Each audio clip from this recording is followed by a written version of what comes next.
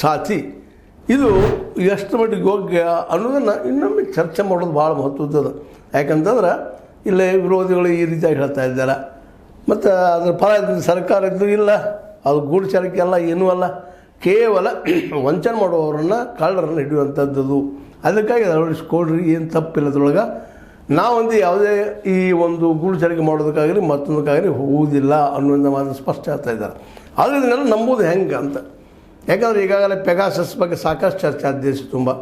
ಕೊನೆಗೂ ಅದು ತೆಗೆದಾರೋ ಇಲ್ಲವೋ ಏನಾಗಿದ್ದು ಗೊತ್ತಾಗಲಿಲ್ಲ. ಯಾಕಂದರೆ ಇವರು ಟೆಕ್ನಿಕಲಿ ಭಾಳ ಮುಂದುವರೆದಂಥ ಇಸ್ರೇಲ್ ದೇಶಗಳಿಂದ ತೊಗೊಂಡಂಥದ್ದು. ಅದು ಏನಾಗ್ತದೆ ಅನ್ನೋದು ಗೊತ್ತಾಗದಂಥ ವಿಷಯ. ಮತ್ತು ನಮ್ಮಲ್ಲಿ ಇನ್ನೂ ನಾವು ಆ ಪ್ರಮಾಣದ ಟೆಕ್ನಿಕಲ್ ಡೆವಲಪ್ಮೆಂಟ್ ಆಗಿಲ್ಲ ಭಾರತದಲ್ಲೇ. ಏನಿದ್ರು ಇನ್ನೊಂದು ದೇಶದಿಂದ ತರಿಸೋದು, ಅದು ನಮ್ಗೆ ಅಳವಡಿಸ್ಕೊಳ್ಳೋದು, ಹೋಗೋದು. ಆ ಇನ್ನೊಂದು ದೇಶದವ್ರಲ್ಲಿ ಏನೇನು ಅಳವಡಿಸಿರ್ತಾರೆ ಏನೇನಿಲ್ಲ ಅನ್ನೋದು ಅದು ಆಗಲಾರದ ವಿಷಯ ಅಂತ. ಅಂದರೆ ಆ ಮಟ್ಟಕ್ಕೆ ನಮ್ಮ ತಂತ್ರಜ್ಞಾನ ಬೆಳೆದಿಲ್ಲ ಅನ್ನೋದು ಸಾಮಾನ್ಯವೇ ನಮಗೆ. ಅದಕ್ಕಾಗಿ ಸಂಚಾರ ಸಾಥಿ ಇದನ್ನು ಅಳವಡಿಸಿಕೊಳ್ಳೋದನ್ನು ಬೇಡ ಅನ್ನೋದು ವಿರೋಧ ಪಕ್ಷಗಳ ಸ್ಪಷ್ಟ ಅಭಿಪ್ರಾಯ. ಆದರೆ ಇವರು ಹೇಳ್ತಾ ಇದ್ದಾರಲ್ಲ ಆಡಳಿತದಲ್ಲಿದ್ದ ಅನ್ನೋದು ಸಂಶಯ ಬರ್ತದೆ.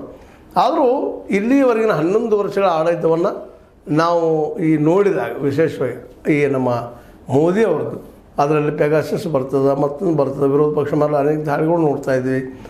ಅದೇ ಕಾಲಕ್ಕೆ ಕೆಲವೊಮ್ಮೆ ಆಡಳಿತಕ್ಕೆ ಬರದೇ ಇದ್ದಾಗ ಏನೇನು ಗದ್ದಲ ಮಾಡಿದ್ದಾರೆ. ಇತಿಹಾಸವೂ ಆಗಿದೆ, ನಿರ್ಮಾಣ ಆಗಿದೆ. ಈಗ ಮೊದಲಾಗಿದ್ರೆ ನಂಬ್ತಿದ್ವಿ ಏನೋ, ಯಾಕಂದ್ರೆ ಇಲ್ಲ BJP ಪ್ರಾಮಾಣಿಕ ಪಕ್ಷ ಹಾಗೆ ಅಂತ ತಿಳ್ಕೊಳ್ತಿದ್ವಿ. ಬಟ್ ಈ 11 ವರ್ಷದೊಳಗೆ ಅಂಥ ಪ್ರಾಮಾಣಿಕತೆ, ಅಂಥ ಒಂದು ಯೋಗ್ಯವಾದಂಥ ಏನಪ್ಪ ಅಡ್ಮಿನಿಸ್ಟ್ರೇಷನ್ ಮಾಡಿದ ಯಾವ ದಾಖಲೆಗಳು ಸಿಕ್ಕಿಲ್ಲ. ಯಾಕಂದ್ರೆ ಡೆವಲಪ್ಮೆಂಟ್ ಎಷ್ಟು ಆಗಬೇಕಾಯ್ತು ಅದು ಆಗಿಲ್ಲ. ಮತ್ತು ಮೇಲಾಗಿ ಇನ್ನೊಂದು ಮಾತು ನಿಮ್ಗೆ ಹೇಳೋದಪ್ಪ ಅಂತಂದ್ರೆ ಈ 11 ವರ್ಷಗಳಲ್ಲಿ ಯಾವುದೇ ಡಾಕ್ಯುಮೆಂಟ್ಸ್ ನಿಮ್ಗೆ ಸಿಗೋದೇ ಇಲ್ಲ, ಡಾಟಾಗಳು ಸಿಗೋದಿಲ್ಲ. ಯಾಕಂದ್ರೆ ಮೊದಲನೇದಾಗಿ ಜನಸಂಖ್ಯೆಯನ್ನು